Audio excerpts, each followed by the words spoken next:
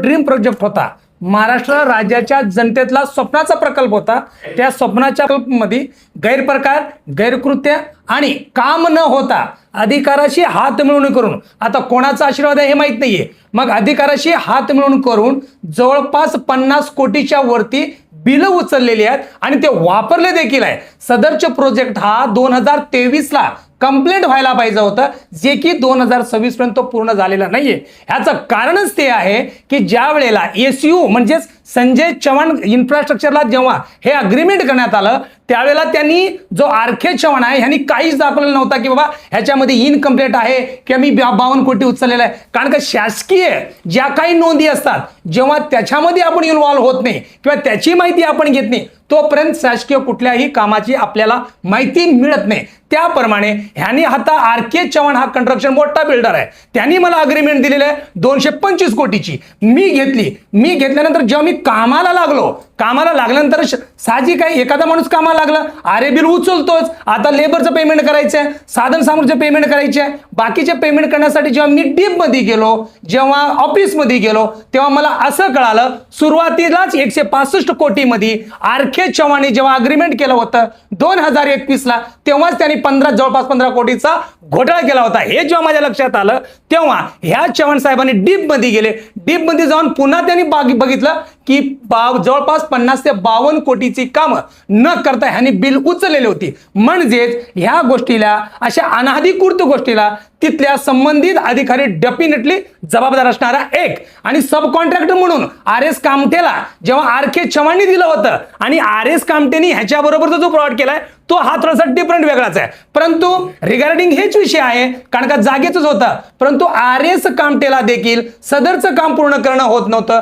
कारण का त्याचे वैयक्तिक काही कारण असू शकतात, पण त्यांनी देखील ह्यांना अंधारात ठेवलं आणि तेव्हा त्याचे प्रत्येक गाड्या निलावाला लागल्या होत्या. मग ते एनपी कादरी अकाउंट म्हणतात त्याच्यात गेलं होतं. मग ह्यांनी सदर बँकेशी तडजोड करून आर एस कामठेला आणि आरके चव्हाणला मध्यस्थी घेऊन ते मिटून जवळपास 14 कोटी रुपये त्या बँकेत भरून ती गाडी हँडओव्हर करून घेतली आणि ह्यांनी कामाला सुरुवात केली. कामाला सुरुवात केल्यानंतर सगळं निदर्शनास असं आलं की सदरच्या कामामध्ये पूर्णपणे डुप्लिकेट होऊन आणि ह्या आपल्या शासनाने जनतेच्या पैशाला कसे देशोधडीला लागलेत आणि ह्यांचा कारभार कसा भोंगळा, ह्यांना जेव्हा लक्षात आलं आपलं पण पेमेंट करत नाही, आपली पण 50 कोटी आजच्या घडीला पेंडिंग आहेत आणि ह्यांनी शासनाबरोबर, माझ्या हा प्रश्न वैयक्तिक नाही बरं का, वैयक्तिक तरी माझे 50 कोटी प्लस 14 कोटीचा आहे, तो डिफरंट आहे, पण जनतेच्या पैशाचा, संरक्षणाचा आणि महामार्गाचा गुणवत्ताचा प्रश्न आहे. आणि हा एका कुठल्या मराठी माणसाचा किंवा महाराष्ट्रातल्या राहणाऱ्या घटकाचा विषय नाहीये,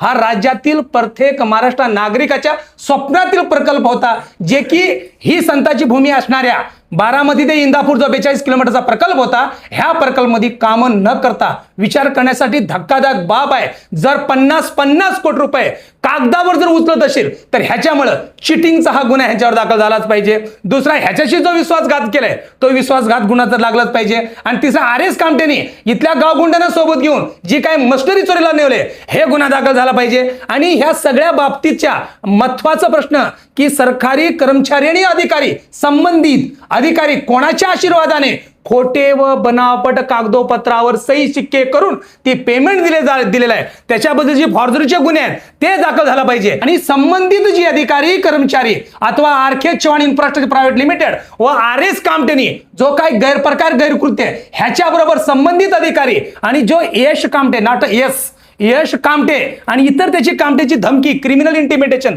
या संबंधितच्या लोकांच्या विरोधात 26 जानेवारी 2026 पासून ते आज तगात कमीत कमी एसपी पासून, मुख्यमंत्री पासून, गृहमंत्री पासून, पोलीस महासंचालकापर्यंत आणि संबंधित जी काही पीडब्ल्यूचा जो राष्ट्रीय महामार्ग आहे ह्याच्या देखील अधिकाऱ्याशी रीतसर अर्ज दिलेला आहे, तक्रार दिलेला आहे आणि समक्ष भेटून, प्रत्यक्ष भेटून देखील सुद्धा माहिती दिलेली आहे. आणि इव्हन दो संबंधित आपला केंद्रीय मंत्री जो रोडचा आहे त्यांना सुद्धा भेटून दाखल केलेला आहे. एखाद्या गोष्टीच्या वरती अलिगेशन करताना आपल्याला सुद्धा त्या गोष्टीचं भान नक्कीच असावं. जो आरके चव्हाण आणि R S Kamthe, R K Chavan infrastructure private लिमिटेडचे सर्व आरके चव्हाण आणि आर एस कामठेच्या संबंधित लोकांनी आपलं मामा भरण्याच्या नावाने डायरेक्ट धमकी देतात आणि आमच्या पुणे शहरातला जो काही केंद्रीय राज्यमंत्री आहे त्याच्या नावाने धमकी देतात. मला बघा सर, मला 50 कोटीचं फसवणुकी केलं आणि मशिनरी जो परचेस केलेला होतो सगळं मशिनरी उचलून नेले, दमदाट करून. माझं कॅम्प होतो, कॅम्पला दमदाट करून सगळं ताबा मारलेला आहे. तिथलं मटेरियल काय होतं सगळं विकून हे केलेलं आहे, विकलेलं आहे सगळं मटेरियल नाही आहे तिथं आणि कुठलंही हे करत नाही आहे. आणि पोलीस कंप्लेंट आता मी सांगत होतो ना सर, तेच कंप्लेंट कंप्लेंट दिल्यानंतर सगळं राजकारणी राजकारणीकडून फोन येतात अधिकाऱ्यांना. मग अधिकाऱ्याने बघितलं तर सगळं डॉक्युमेंट बघितलं, बाबा हिचं खरं आहे, सगळं डॉक्युमेंट ऑन पेपर आहे. आता सगळं बघा सर, आता माझ्याकडं सगळं ह्यांचं अग्रीमेंट आहे. आता हे परचेस अग्रीमेंट आहे सर, आणि मी हे पेमेंट भरलेलं आहे.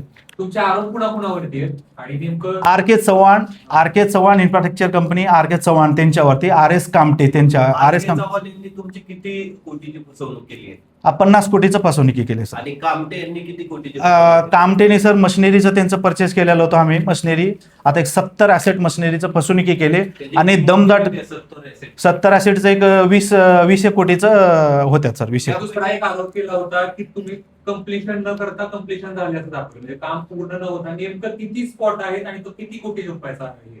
टोटलमध्ये सर 52 करोडचं टोटल पेमेंटचं. आणि असं स्पॉट होतं की फार ठिकाणी, एका ठिकाणी असं म्हणून कमसे कम एक 7-8 ठिकाणी.